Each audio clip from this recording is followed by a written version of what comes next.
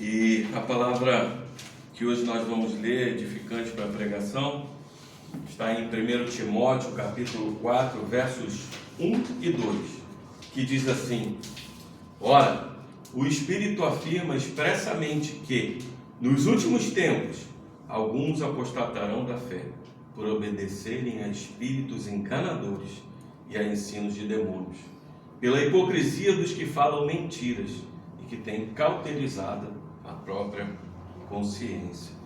Que a gente possa adorar aquele que é a verdade, Jesus Cristo. Vamos orar aqui pelo pastor Gerson. Tendo nas tuas mãos. Senhor Deus, querido Pai, aqui estamos mais uma vez diante de Ti. Louvamos ao Senhor, já oramos, já ofertamos ao Senhor, e agora queremos ofertar o nosso coração e a nossa mente cativa à palavra de Deus. Assim como disse Lutero, que a nossa consciência esteja cativa à palavra de Deus eternamente, e não aos ensinos de homens, mas ao ensino da palavra do Senhor, que é a verdade. A verdade para nós é o Teu Filho amado, é Jesus Cristo. E aqui está o Teu servo que se preparou para trazer essa verdade e nos alertar muitas vezes contra os falsos ensinos, porque damos graças a Ti que o Senhor cativou o nosso coração essa palavra para que pudéssemos pregar a verdade para nós e para o Teu povo. Abençoa o Teu servo, derrama o Teu Espírito Santo sobre ele e tudo o que ele estudou, o que ele preparou, que o Senhor faça ao recordar. Fala através do Teu Espírito, que ele diminua, que o Senhor cresça e que sua igreja encha da Tua glória, da Tua graça, do Teu amor, e que possamos sair daqui cheios da Tua palavra, e Teu servo muito mais com o coração cheio de alegria por pregar para Ti e para o Teu povo. É o que oramos nesse momento, cientes do Teu amor e da Tua graça derramada nesse momento. Amém. Em nome de Jesus. Amém. Amém. Amém. Deus te abençoe.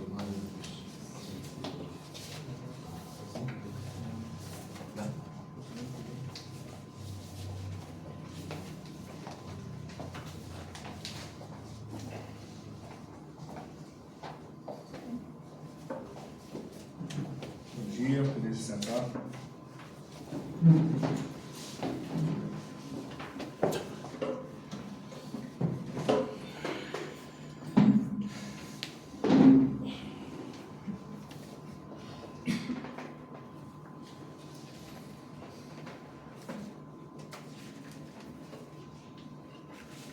Abra sua Bíblia comigo, por favor.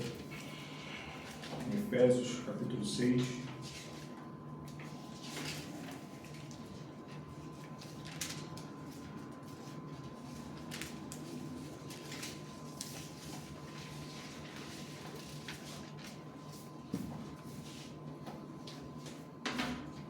Versículo 10 ao 13, amém?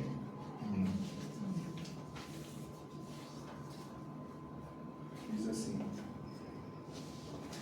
Quanto ao mais, sede fortalecidos no Senhor, na força do seu poder.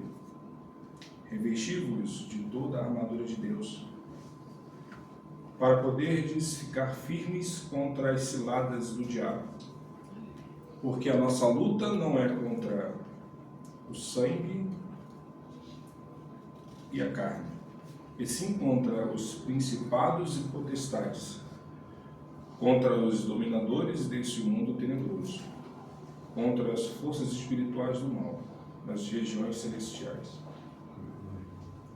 Portanto, tomai toda a armadura de Deus. Tomai toda a armadura de Deus, para que possais resistir no dia mau. Depois de teres vencido tudo, permanecer inabaláveis. Depois de teres vencido tudo, permanecer inabaláveis. Amém? Amém.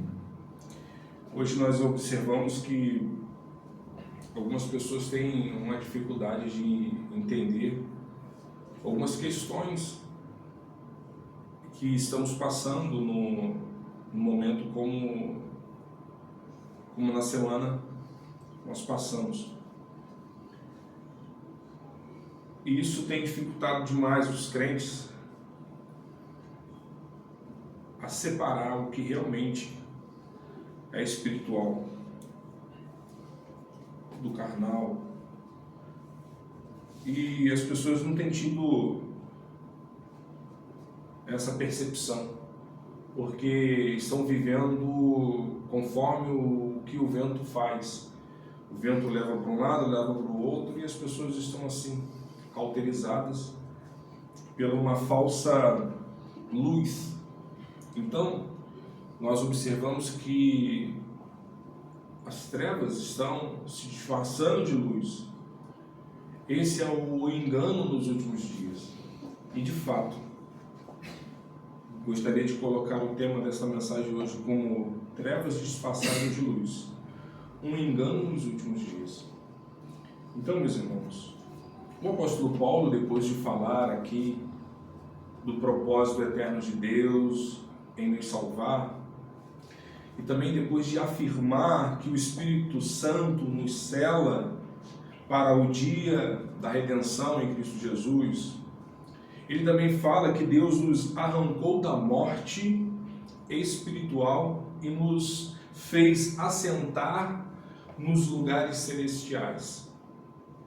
Depois de nos mostrar que devemos viver em unidade, santidade e na plenitude do Espírito, o apóstolo Paulo também ele vem demonstrando que depois de falar de paz na família, no trabalho, nos transporta, então ele diz que nos transporta, então aqui lendo esta mensagem que nós acabamos de ler, para um campo de batalha, batalhas de conflitos barulhentos, de inimigos medonhos, com armas de destruição em massa. Então, esta passagem conclui a seção da carta sobre a vida cristã correta. Ao mesmo tempo, conclui toda a carta, tanto para a doutrina como para a prática em Cristo Jesus, de como devemos andar e de como devemos nos proteger, de nos revertir. Então, nessa passagem, a guerra espiritual e a necessidade de aprender a usar todas as armas do arsenal de Deus. E aí vem a ênfase na batalha contra os poderes cósmicos. E aí é encontrada aqui em toda a carta, como você pode olhar no capítulo 1 de Efésios, no versículo 21, e também no capítulo 2 de Efésios, no versículo 2, e no capítulo 3 de Efésios, no versículo 10. E uma coisa que eu gostaria de destacar aqui é que o que é incrível, quando olhamos para Efésios, capítulo 4, versículo 27, ele vai dizer: nem deis lugar ao diabo. E esse trecho fala sobre uma exortação à santidade. E aí, quando olhamos para o versículo 13, lá em capítulo 4, vemos uma comparação onde que ele diz: até que todos cheguemos à unidade da fé e do pleno conhecimento do Filho de Deus, a perfeita qualidade, à medida da estatura da plenitude de Cristo. E o subtema é como o santo ministério e o serviço dos santos. Então, meus irmãos, quando Paulo ele está alertando a igreja de Cristo aqui, ao mesmo tempo Satanás está em fúria. É uma fúria frustrada, mas está. Se você abrir aí em Apocalipse, capítulo 12, versículo 12, você vai ver que foi para uma guerra contra o próprio povo de Deus. E Satanás saiu a guerrear. E de fato, ele saiu contra o povo de Deus, para destruir o povo de Deus espiritualmente. Então Satanás e os seus anjos caídos usam a tentação e pensamentos malignos para desviar os santos e em um esforço para ganhar mais e mais controle e poder sobre a igreja de Cristo, sobre os filhos de Deus. E isso é um problema, porque muitas pessoas não têm essa noção.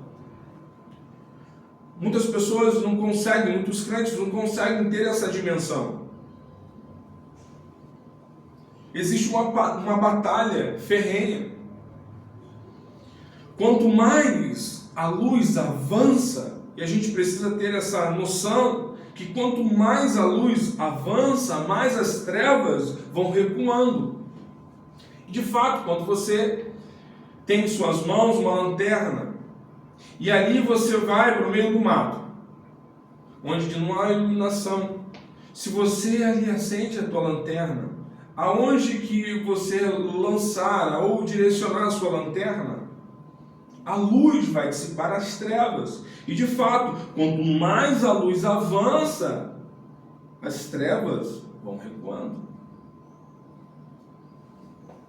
Mas o problema que nós estamos enfrentando no tempo de hoje é que a luz está recuando. E quanto mais a luz recua, mais as trevas vão avançando. E esse é um problema do nosso tempo. É que muitas igrejas e muitas pessoas que se dizem crentes estão se associando às trevas. E isso está bem nítido. Até quem não é crente acaba dizendo, falando assim, não, essa mulher não falava que era crente, esse homem não falava que era crente.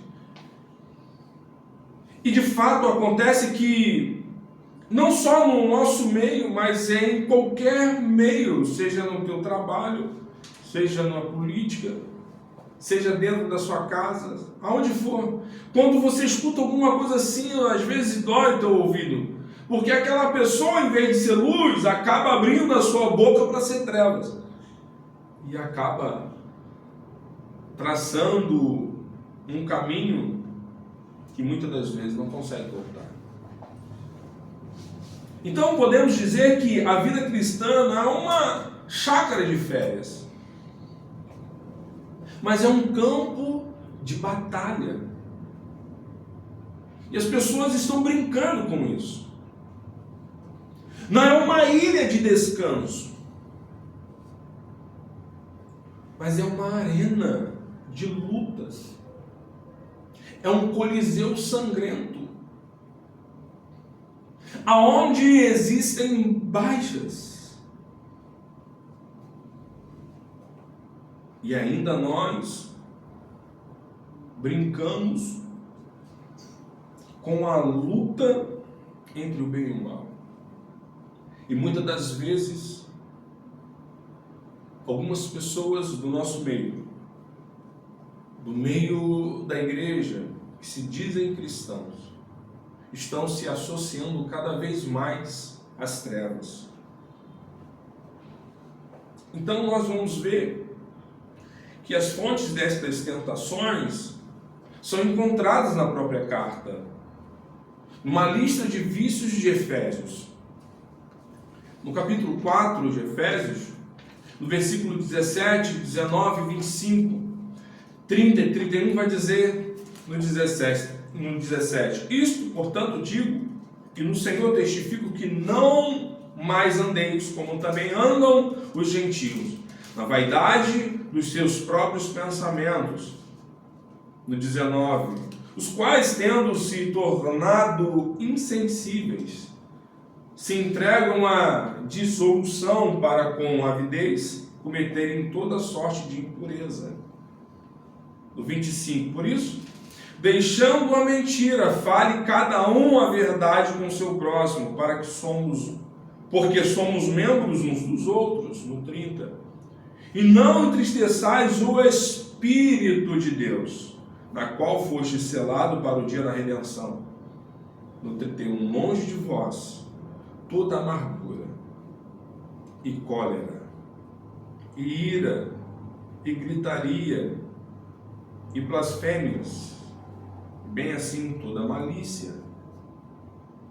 E aí você vê também no capítulo 5, no versículo 3 e 7, 11 e 12. No 3 diz assim: entre vocês não deve haver nem sequer menção de imoralidade sexual, nem de qualquer espécie de impureza, nem de cobiça, pois essas coisas não são próprias para os santos. No 7 vai dizer, portanto, não participem com eles destas coisas. E no 11, e não sejais cúmplices nas obras infrutíferas das trevas, antes, porém, reprovai-as. No 12, porque o que eles fazem em oculto é só referir vergonha. Então, meus irmãos, é por conta desses desvios que os poderes malignos mantêm crentes atolados com o mundo, se tornando espiritualmente derrotados. Então aqui há duas atitudes perigosas em relação a essa batalha. Eles subestimam o inimigo. Eles não conhecem o poder do inimigo, não conhecem suas estratégias, sua maldade. Muitos não acreditam na existência do diabo. E de fato, muitos não acreditam, porque eles não são ensinados de tal forma que possam entender este fato. Pensam que ele é uma ideia, pensam que o Satanás, o demônio, é uma ideia. Um Gasparzinho de um filme de criança, um fantasma irreal. Mas eu não vim aqui exaltar o demônio. Eu vim aqui simplesmente pregar a palavra de Deus conforme está escrito. Existe uma batalha, existem potestades, principados, e contra esses as nossas lutas são verdadeiras, é real. Então eles exaltam, que é o segundo ponto, o inimigo. E eles acabam exaltando mais ao demônio do que ao próprio Deus. Defendem mais as causas do demônio do que as causas de Deus. Dá mais ênfase aos servos dos demônios do que aos servos de Deus, do que o propósito de Deus. E nós sabemos que Cristo tem toda a autoridade e detém todo o poder, e nós sabemos disso. Mas o pecado entrou de tal forma que cauterizou a mente dessas pessoas, e elas estão entre nós. Embora Cristo já tenha triunfado sobre o diabo, embora que também o diabo ruja como um leão, mas ele não é o leão. Nós sabemos que existe somente um leão, o leão da tribo de Judá, Jesus Cristo justo, e nós sabemos disso. Então, se nós sabemos disso, como ser um vencedor nesta batalha espiritual? Como podemos então entender? Conhecendo a natureza do inimigo. Eu duvido que qualquer exército do mundo sai à batalha sem conhecer o seu inimigo, sem estudar, sem ter uma estratégia para isso.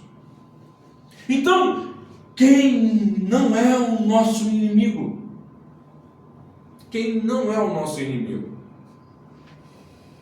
O versículo 12 vai dizer: porque a nossa luta não é contra o sangue e a carne, e sim contra os principados e potestades, contra os dominadores deste mundo tenebroso, contra as forças espirituais do mal nas regiões celestes. Está aí os nossos inimigos. Eles estão aí. Então a nossa luta não é contra a carne ou sangue. O diabo e os seus demônios são os nossos inimigos e não as pessoas.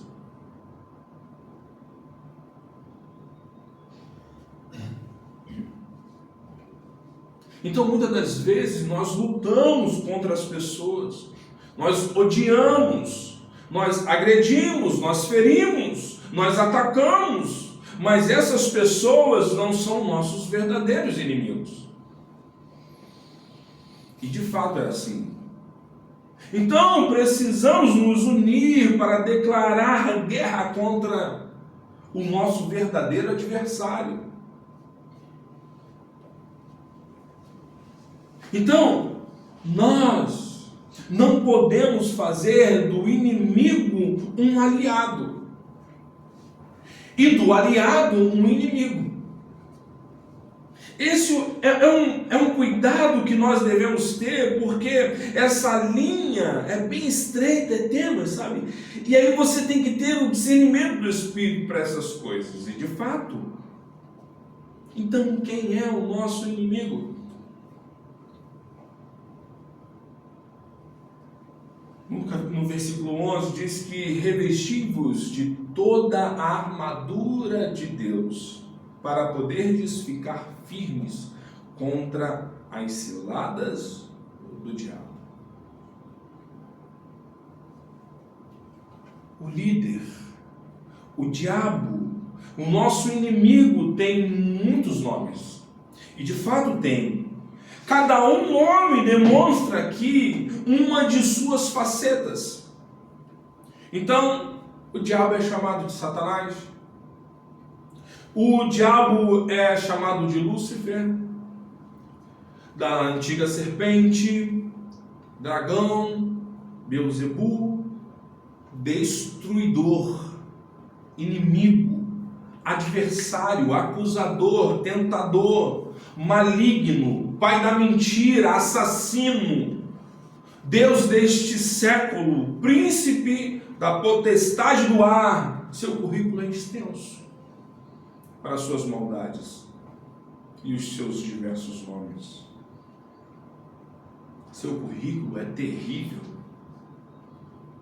As hostes do diabo.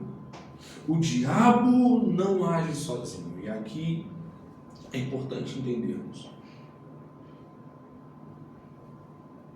Existe uma ordem da desordem. Se nós somos servos de Deus e nós estamos aqui, o diabo também tem os seus servos. Aquelas pessoas que se entregam a ele. Aquelas pessoas que realmente adoram o pai da mentira. Que realmente adora o pai deste mundo tenebroso. Que realmente adora o maligno. Que realmente adora o assassino. O acusador, o adversário. O adversário de Deus. Então não é só parar para analisar. Se o diabo é assassino, nós vemos muitos crentes morrerem por aí afora, e ainda essas pessoas que estão se aliando ao inimigo, a Satanás, acabam tendo suas mãos ensanguentadas, porque o adoram. Então é preciso ter aqui algumas considerações. O reino das trevas possui uma organização. E de fato possui. Existe aqui uma classificação de poder. Há demônios e demônios. Toda essa estrutura demoníaca foi montada para guerrear contra a igreja de Cristo. E de fato, é uma cavalaria do inferno que vem contra os santos, que vem contra a igreja. Meus irmãos, não existe nenhum neutro. Não existe ninguém neutro nesta batalha. Uma pessoa está no caminho estreito ou está no caminho largo. Não existe meio termo. Eu fico um pouquinho no domingo de manhã na igreja, mas à noite eu estou em outro lugar que não seja da vontade de Deus. Ninguém pode estar antes em dois lugares, em dois caminhos. Uma pessoa que não está em Cristo está debaixo do poder de Satanás. Vide Atos, capítulo 26, versículo 18. Colossenses, capítulo 1, versículo 13. Atos, capítulo 26, 18 vai dizer: para lhes abrirem os olhos e os converteres das trevas para a luz, e da potestade de Satanás para Deus, a fim de que recebam eles remissão de pecados e herança entre os que são santificados pela fé em mim. Colossenses, capítulo 1, 13, vai dizer: Ele nos libertou do império das trevas e nos transportou para o reino do Filho do seu amor. Ou você está nas trevas, ou você está na luz. Não tem como você estar nas trevas e ao mesmo tempo estar na luz. Os dois não dá. Por quê, meus irmãos? Para que possamos entender se estamos ou não na luz, ou se estamos nas trevas, é só olhar as características dos nossos inimigos.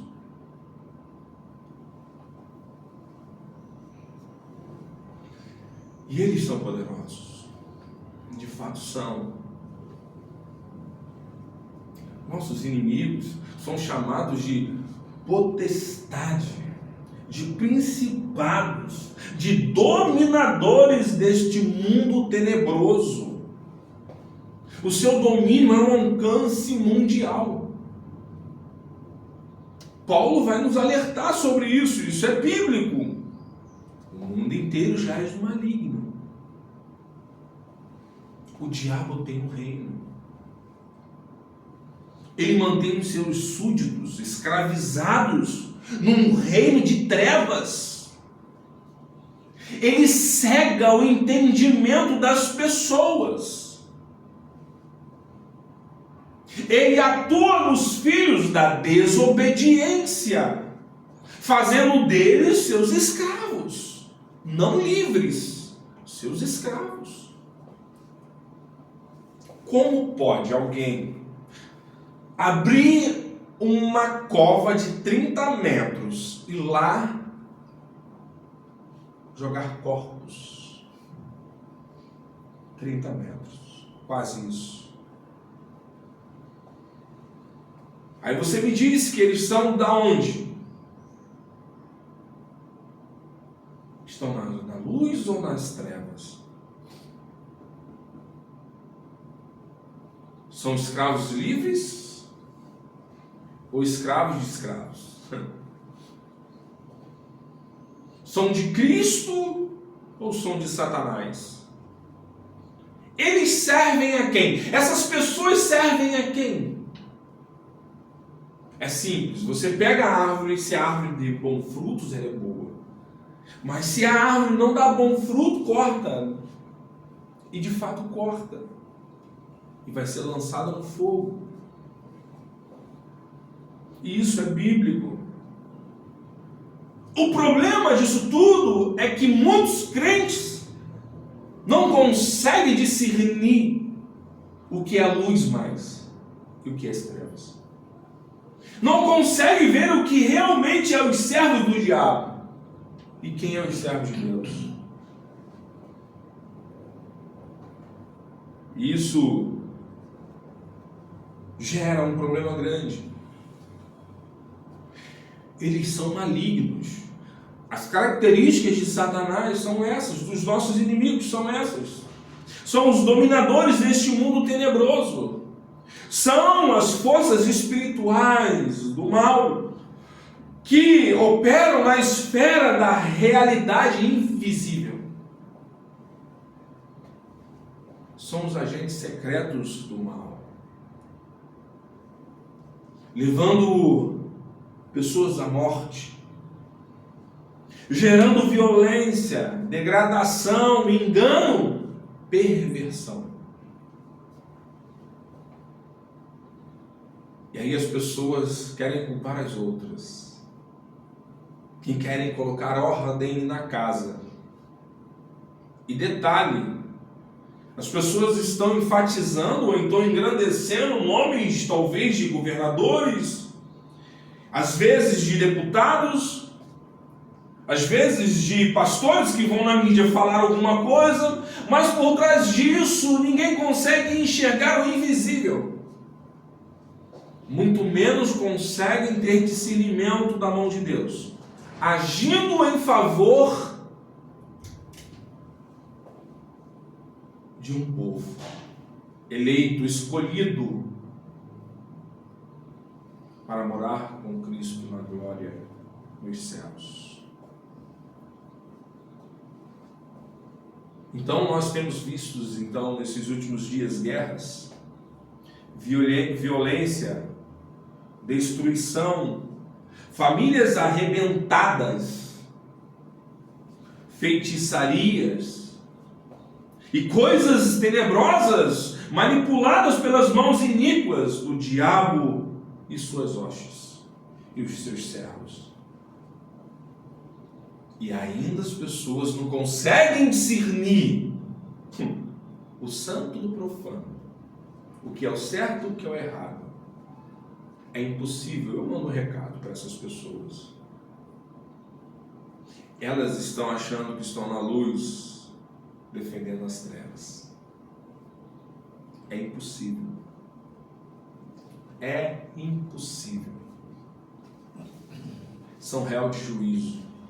E naquele grande dia que o justo juiz vier julgar a cada um pelos seus feitos, essas pessoas estarão lá. E quando falarem, Deus, eu fiz isso, eu fiz aquilo, Jesus vai olhar e falar, apartai-vos de mim, maldito, para o fogo eterno. E de fato acontecerá. Porque você defendeu os filhos das trevas, será lançado no fogo eterno e queimará para todo sempre. E eles são astutos.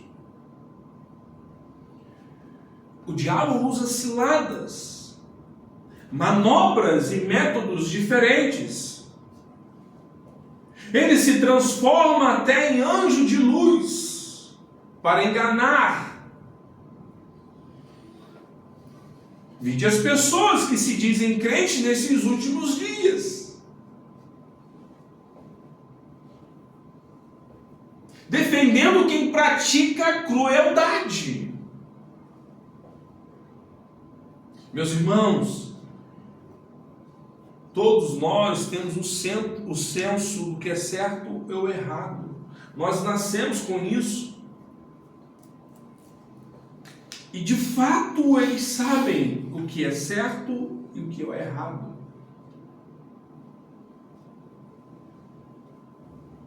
O diabo é ameaçador como um leão e sagaz como uma serpente.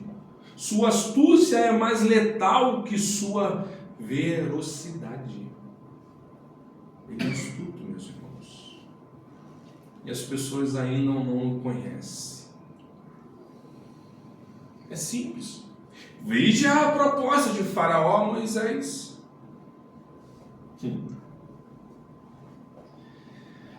Adore a Deus aqui comigo no Egito. Vai não. Mas se você for, não vai tão longe, para que eu possa alcançar a minha vista te ver. Não vai muito longe não, fica aqui. É uma barganha que o inimigo faz com muitos que se acham crentes, e eles acabam caindo nesta cilada.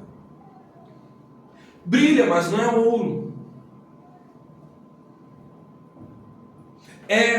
Pisca, mas não é luz, você está entendendo? A luz de Cristo é contínua, ela não se apaga. O fogo tem que arder, arder, arder e não se apagar. Nós somos lamparinas neste mundo tenebroso. Se apagarmos, de fato, as trevas abraçará a cada um que se apagar. Então, nós precisamos conhecer as estratégias do inimigo. Nós não estamos lutando simplesmente por lutar. Para quem já é dele, não existe, não precisa de estratégia. O inimigo luta contra aqueles que não são deles. E o diabo tem uma casa. E essa casa é guardada em segurança também. Os bens do diabo são as vidas dos perdidos. E estão guardadas por ele.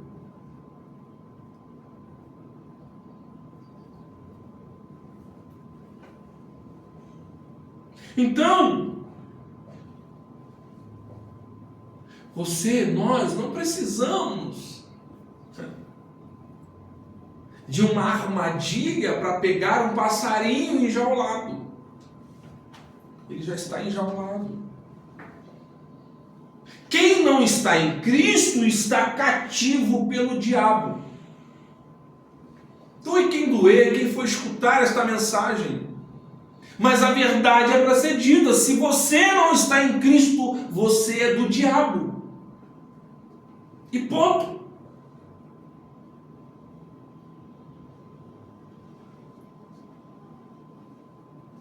Então, o diabo usa suas armas mais perigosas e suas ciladas mais enganosas contra a igreja. Porque a igreja é que ameaça as suas estratégias, que ameaçam o inferno. Meus irmãos, nós estamos em guerra e de fato precisamos ter coragem para enfrentar o nosso inimigo. Durante essa semana que passou, nós tivemos um momento muito complicado em umas das favelas mais conhecidas no nosso meio, vamos colocar assim, dentro do Rio de Janeiro. Mas presta atenção, se Deus abrir os nossos olhos para vermos o que acontece no mundo espiritual, vou lhe dizer, o que aconteceu no Complexo do Alemão não chega nem perto do que está acontecendo agora por pregar a palavra de Deus. Se Deus abrir os nossos olhos para enxergarmos o que está acontecendo agora no mundo contra a igreja dele, talvez nós não suportaríamos e pereceríamos um ataque do coração. O que aconteceu no Complexo do Alemão não chega nem perto. do que espiritualmente falando está acontecendo agora. Então, as ciladas do diabo contra a igreja. Ele furta a palavra semeada no coração. Porque tantas pessoas escutam a pregação centenas de vezes e não se convertem a Cristo. Vide Mateus capítulo 13, versículo 19. Quantas mães choraram aí? De filhos que foram criados dentro da igreja, mas as trevas vão abraçar.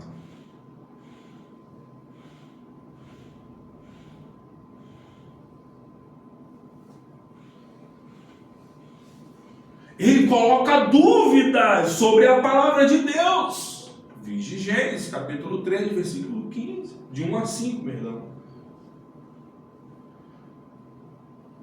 Precisamos, meus irmãos, enxergar as ciladas do diabo contra a igreja. O diabo gera insatisfação. Veja em Eva, veja o filho pródigo, Ananias e Safira. Ele semeia o joio no meio do trigo. Ele coloca a gente dele no meio da igreja para trazer transtorno, para disseminar heresias, para roubar a glória de Deus. Ele sobe no púlpito e resiste aos pregadores. Zacarias, capítulo 3, versículo 13. E ele tem influenciado a mente dos crentes, como lá em Mateus, capítulo 16, versículo 22 e 23, vai dizer.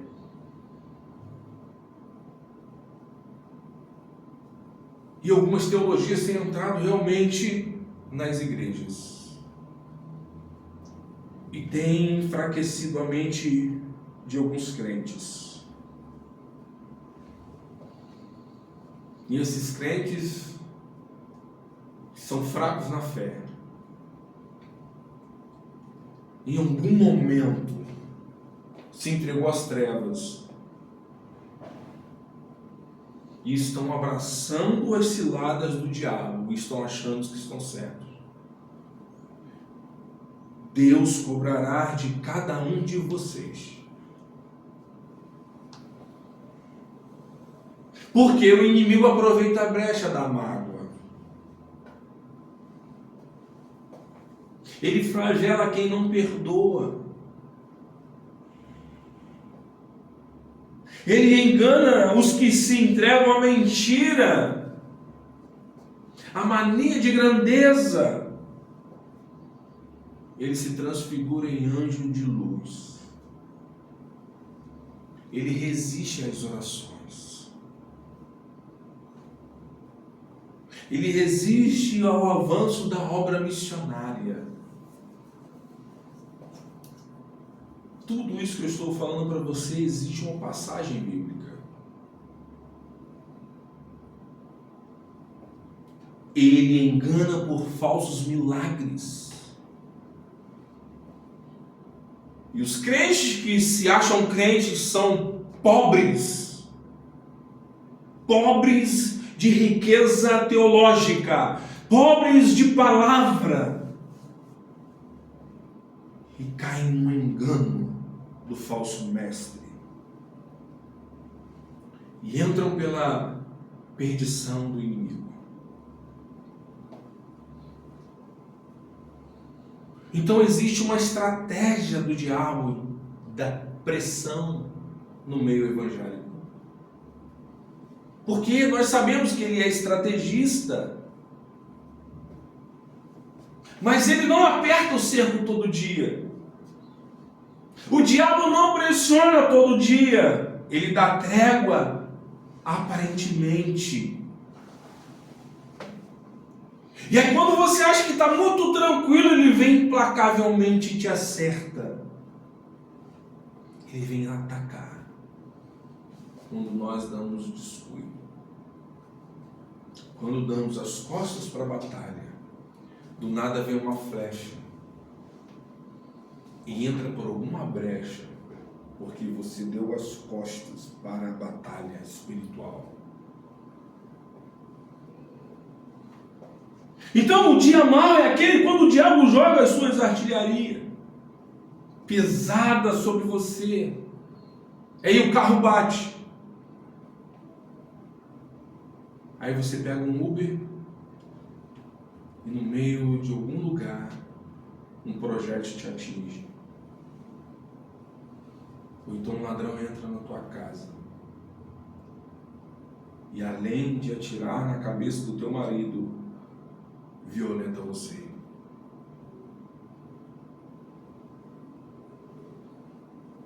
O filho fica doente,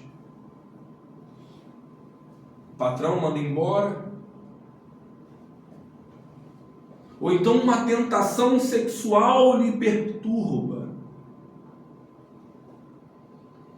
Mas em Efésios capítulo 6, versículo 13 vai dizer: portanto, tomai toda a armadura de Deus, para que possais resistir no dia mau, e depois de teres vencido tudo, permanecer inabalável.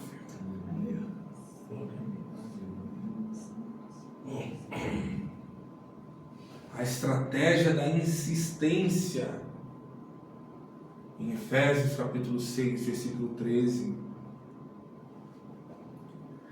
a despeito de ser um inimigo derrotado, o diabo não desiste de lutar. Ele já sabe que ele é um derrotado, mas ele não desiste. Não há momento mais perigoso do que depois de uma grande vitória, meus irmãos. Exemplo de Elias no Carmelo.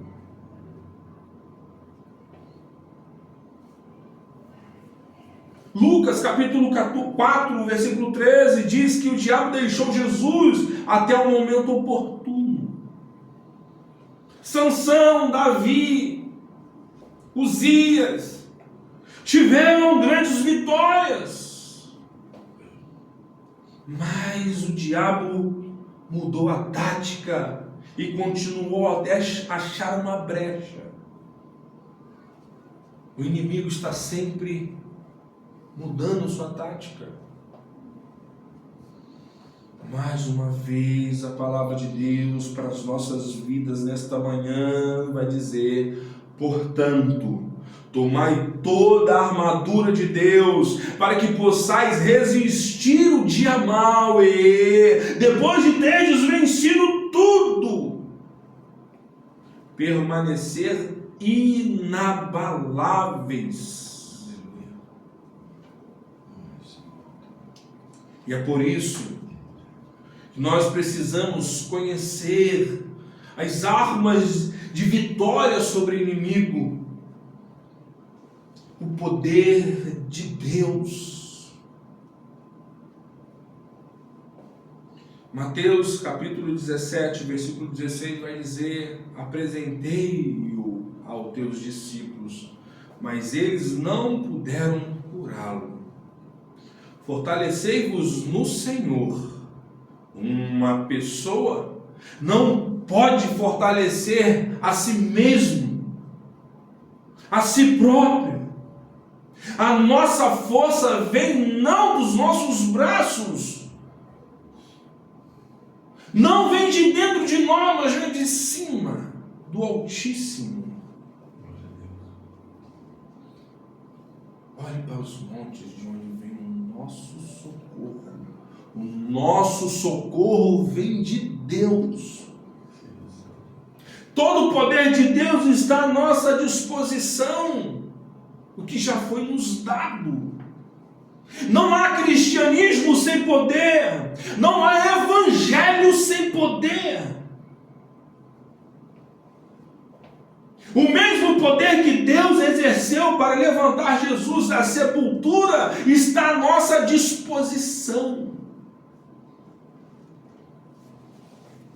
Não basta falarmos somente de poder, é preciso ter poder. E nós já conversamos várias vezes sobre isso.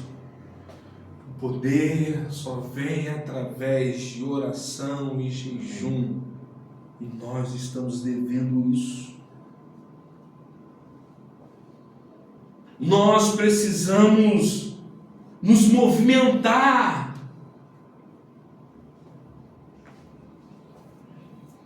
Não basta orar somente em nossa casa, é preciso nos ajudarmos.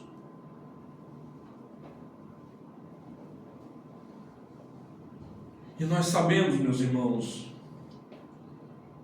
que quando nós nos juntamos e a gente entende, e a gente vai entender que o diabo não tem armadura. Lucas capítulo 11, versículo 21 e 22. Porque o valente, mais valente do que o valente, entra na casa do valente e amarra o valente e vence aquele que se achava valente. Jesus Cristo justo, Ele é o nosso valente, mais valente do que o valente. E Ele está conosco nesta batalha. Ele já saiu primeiro, meus irmãos. Então temos toda a armadura de Deus. A palavra, a fé, a salvação, o Evangelho. Nós não podemos usar armaduras alheias.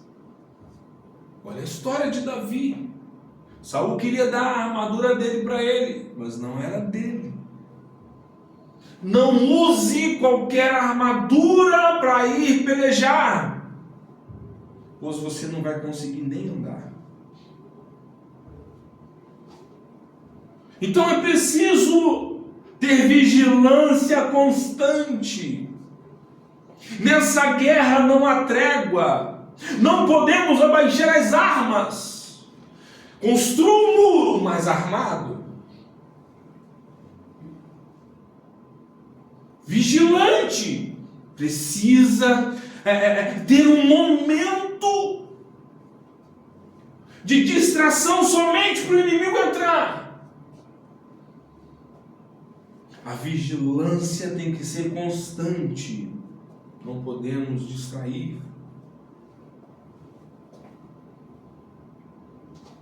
Sansão só precisou de um momento. E detalhe, não foi uma seta, ele estava com o inimigo. O inimigo muitas das vezes entra e a gente não percebe. Quando distrai, ele já está próximo de você.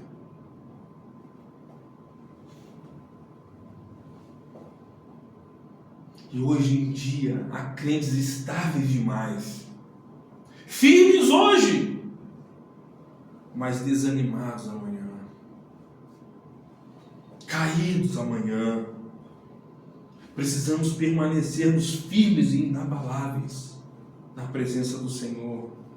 E aqui eu quero concluir, meus irmãos. Olha ao nosso redor. Nós conhecemos alguma pessoa que um dia já influenciou vidas e hoje estão caídas? Nós conhecemos gente que já andamos com Deus e hoje está ferida e envergonhada pelo inimigo. Então, os crentes precisam de força espiritual, que eles vêm tanto verticalmente do Senhor, Pai das luzes, como horizontalmente dos companheiros de trincheiras, do corpo de Cristo. As tréguas do demônio não podem ser superadas sem a ajuda divina.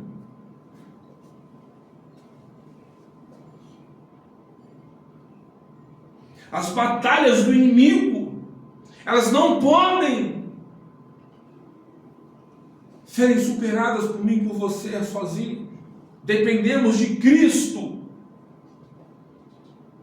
Então as peças das armaduras do crente vêm somente da mesma armadura de Deus. Isaías capítulo 59, versículo 17. Então o povo de Deus precisa empregar todos os aspectos da força que Deus dá para derrotar seu grande inimigo, Satanás e os seus servos. Meus irmãos, como Paulo começou esta carta com a sua habitual graça e paz a vocês, que ele diz. E agora fecha com graça a todos os que amam o nosso Senhor Jesus Cristo. Então a carta é enquadrada não pela graça imerecida de Deus e de Cristo. Para Paulo, é uma graça divina que trouxe a salvação de Deus à humanidade, que possibilitou-nos herdar a vida eterna. Então Deus nos revestiu com sua armadura inteira, para nos equipar, para cumprir a tarefa do Evangelho. Quando nos valemos de tudo isso que Deus nos disponibilizou, não podemos perder. De fato, somos mais do que vencedores, como Romanos capítulo 8, versículo 37 vai dizer. Uma vez mais, o Pai das luzes, o guerreiro divino, vai para a guerra com a gente e nos imputa sua força. É só através dele, por ele e nele nós confiamos a nossa vida na batalha. A nossa tarefa é tanto vertical por meio da oração, quanto horizontal por meio da nossa fé, do amor dos santos em Cristo Jesus. Então, quando nós colocamos a nossa força na Trindade Divina, para que esse amor da Trindade opere em nós, através do Filho de Deus, Jesus Cristo o justo, que foi, mas enviou o Consolador.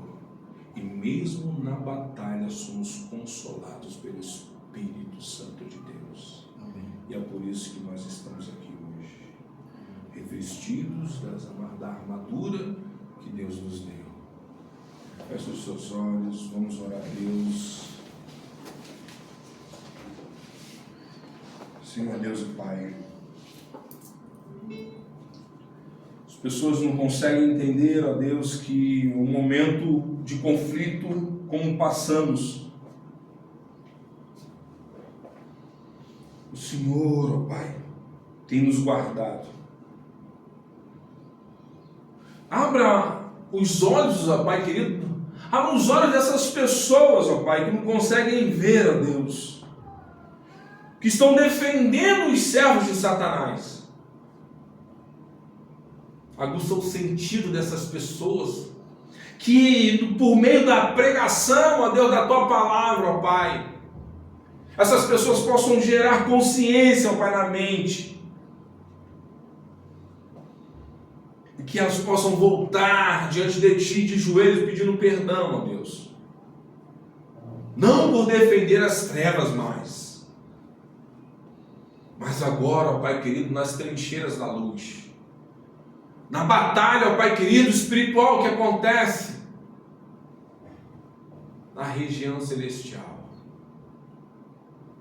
E nós sabemos que existe, Pai,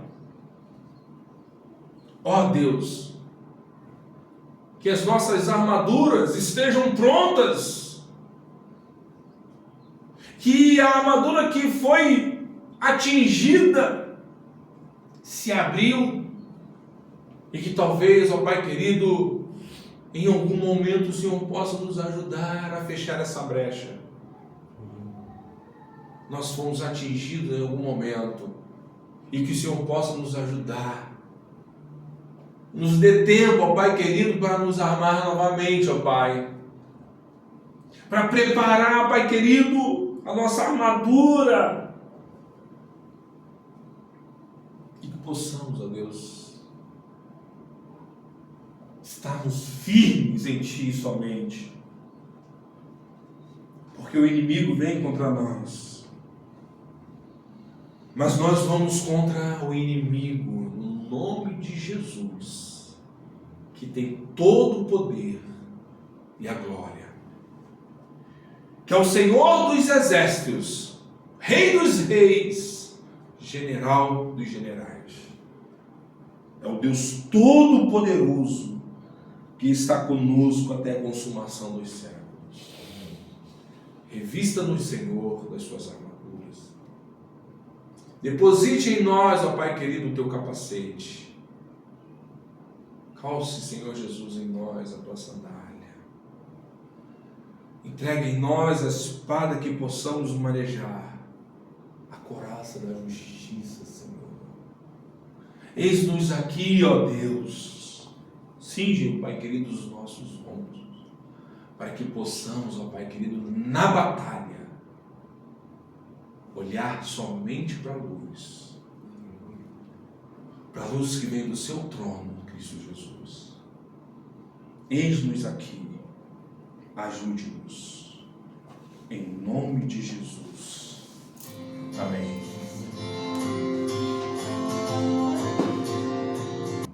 Meus irmãos, antes da bênção apostólica, semana que vem nós teremos a nossa Santa Ceia em Cristo Jesus. Amém? Um Fausto venha para participar da ceia conosco. Que a graça do nosso Senhor Jesus Cristo, o amor de Deus o Pai, as doces consolações e a comunhão do Espírito Santo de Deus esteja com todos aqueles que aguardam a vinda do Mestre Jesus, até que Ele venha, que possamos estar firmes, estarmos firmes na presença dEle, até que Ele venha. O povo de Deus diga amém. Amém. Deus nos abençoe com paz.